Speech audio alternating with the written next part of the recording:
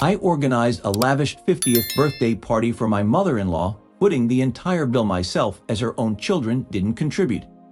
However, at the last minute, she decided to ban me from the event.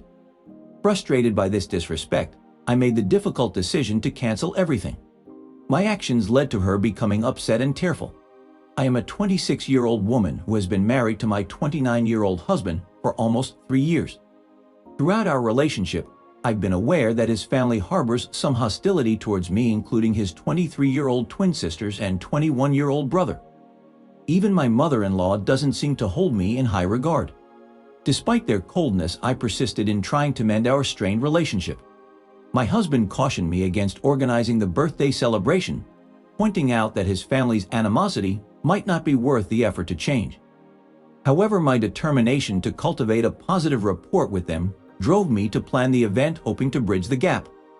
I found myself facing unwarranted animosity from others, so I took it upon myself to make amends. A few days ago, I diligently began preparing for a party and attempted to involve my husband's siblings. Unfortunately, they showed disinterest and suggested I handle everything on my own if I wished to proceed. Undeterred, I arranged for a reservation at one of my mother-in-law's favorite restaurants, a place steeped in sentimental value for her and her late husband. I meticulously organized every detail, ensuring the food and decorations were of her liking and standards, since she had a discerning eye for such matters. Furthermore, I extended invitations to her closest friends and selected relatives after consulting with my husband to ensure her desired guests were present. I took care of all expenses and meticulously planned the event with minimal assistance from my husband, as his siblings provided no support or financial contribution.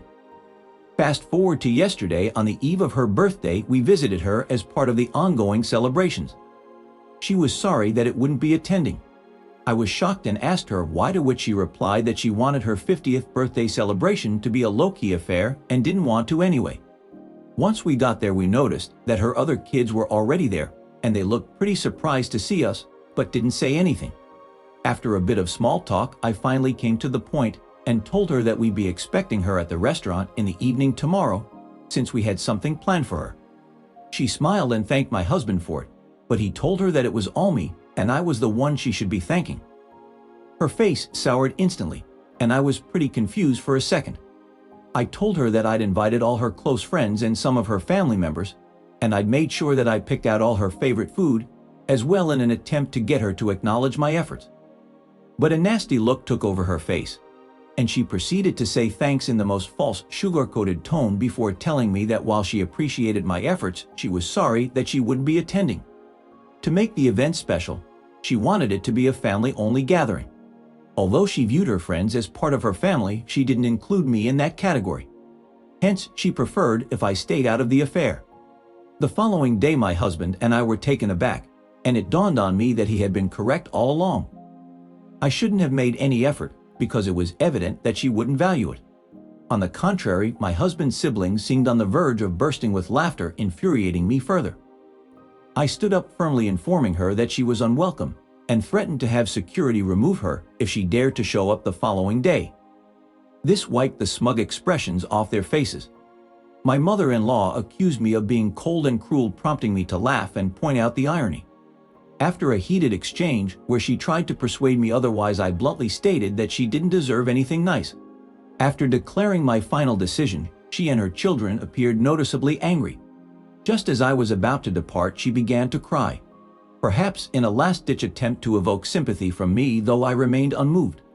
I was consumed by anger. During the drive back home, I attempted to cancel the reservation, but it was too late to do so. My husband appeared uneasy about the situation, but refrained from commenting, reassuring me that I had made the correct choice. Once we arrived home, he stepped out for a smoke, a gesture that suited me fine given his usual reluctance to involve himself in family matters. Besides, I had disregarded his advice, and it was considerate of him not to dwell on it.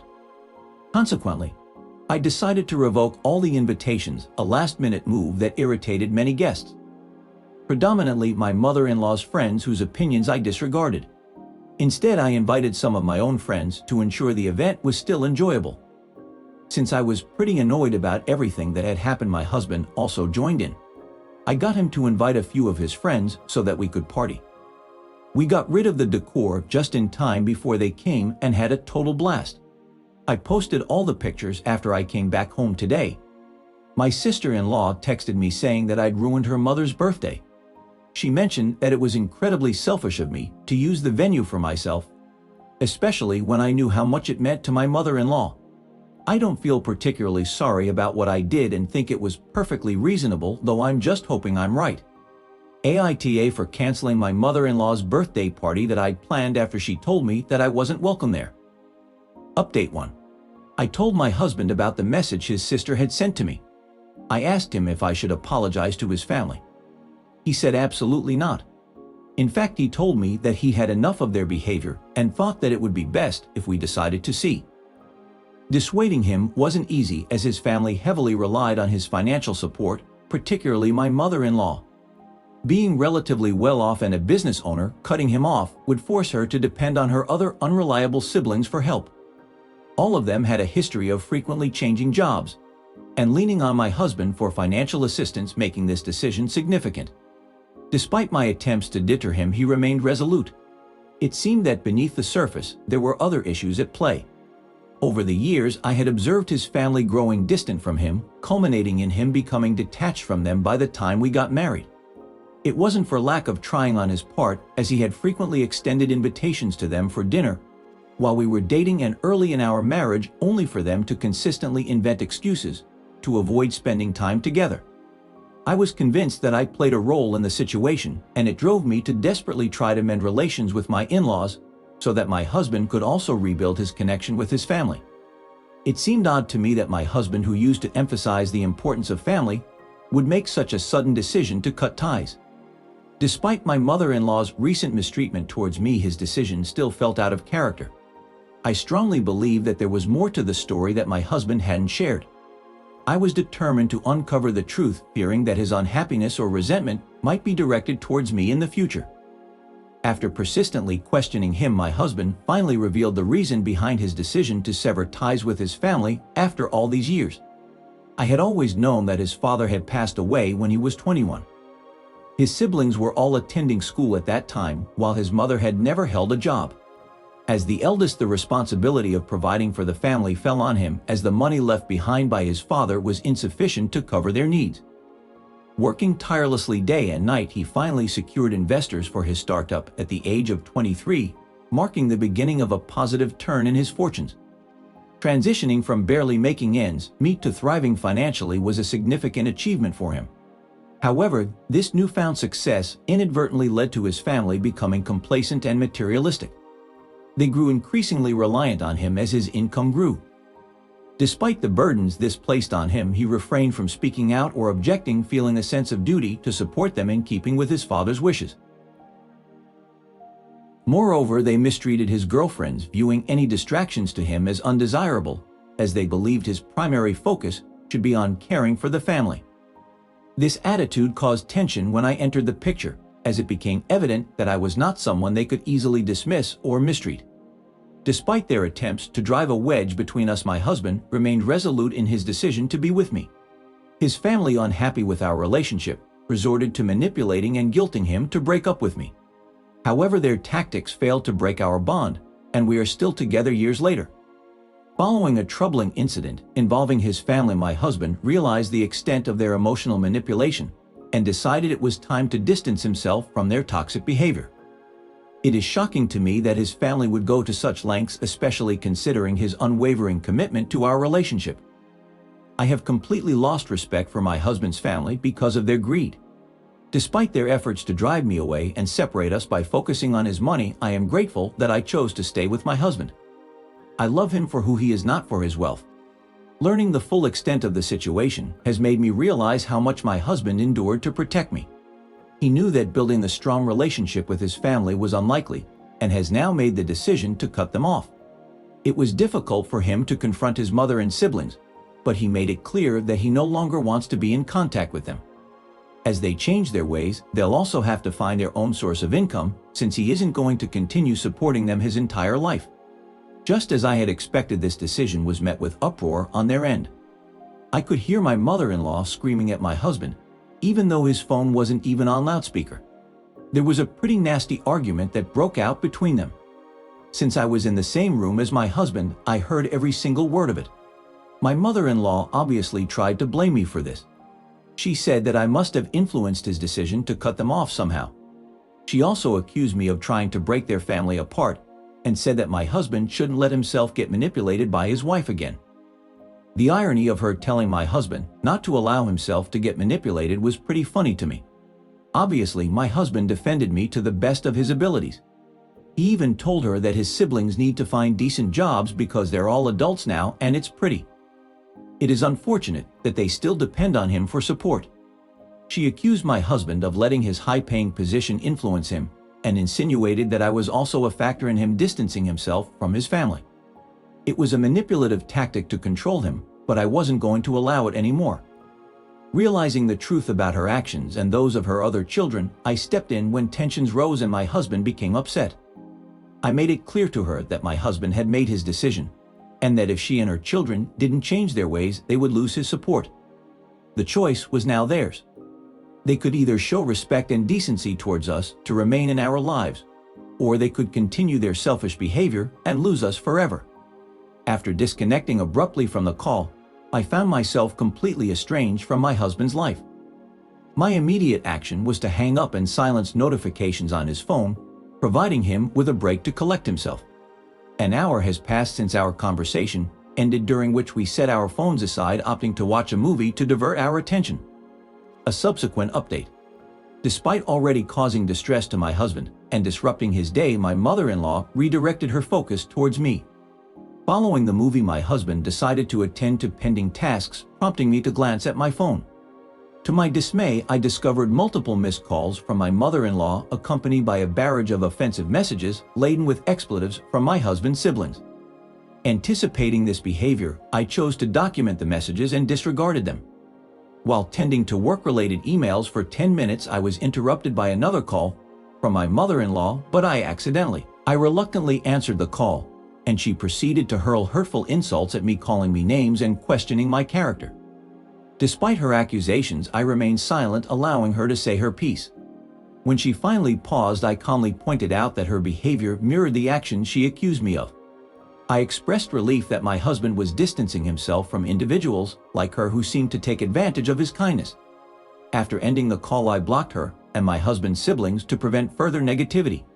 It's disheartening how some people resort to such levels just to avoid taking responsibility for their actions. I have yet to disclose this incident to my husband, unsure of how to approach the situation. I aim to increase his stress further, and if this occurs again, I will definitely inform him and ensure they are cut out of our lives for good. They have no right to disrupt our peace like this. I am uncertain about their next move, but I am certain that my mother-in-law will not stop until we take legal action against her. I hope it doesn't come to that, as it will be emotionally taxing for my husband, but if it does, I am prepared to see it through. They will not continue to bother my husband. Update 5. It has been almost 2 weeks since the last update, and a lot has unfolded. After blocking my mother-in-law, my husband and I had dinner and went to bed hoping for a peaceful day ahead. However, the very next day, my mother-in-law arrived at our doorstep with her 3 adult children, demanding an explanation for everything. Despite the tension in the room and the visible anger from my husband's siblings, I could see that my husband was beginning to feel overwhelmed. Aware of how stressful the situation was becoming for him, I made the decision to stay present despite their objections. They argued that I had no place in the discussion as I wasn't a blood relative, but I firmly reminded them that I also had a right to be present in my own home. As they launched into a verbal attack on my husband, accusing him of selfishness and abandonment, I could see the toll it was taking on him. Knowing his sensitivity towards his family, I stepped in to defend him against their accusations and manipulations. He was known for his soft-hearted nature and kindness. Despite being used by his family for his money, he genuinely loved them. When things escalated, I urged him to stay calm and asked his family to leave, as their behavior was both frustrating and hurtful, particularly to my husband. My mother-in-law argued with me, asserting her right to stay as long as she wanted in her son's home. Ignoring her son's evident distress, she continued to speak to him, demonstrating a lack of empathy for his feelings. She prioritized money over her own son's well-being, telling him she was disappointed in his choices and questioning his loyalty to his family.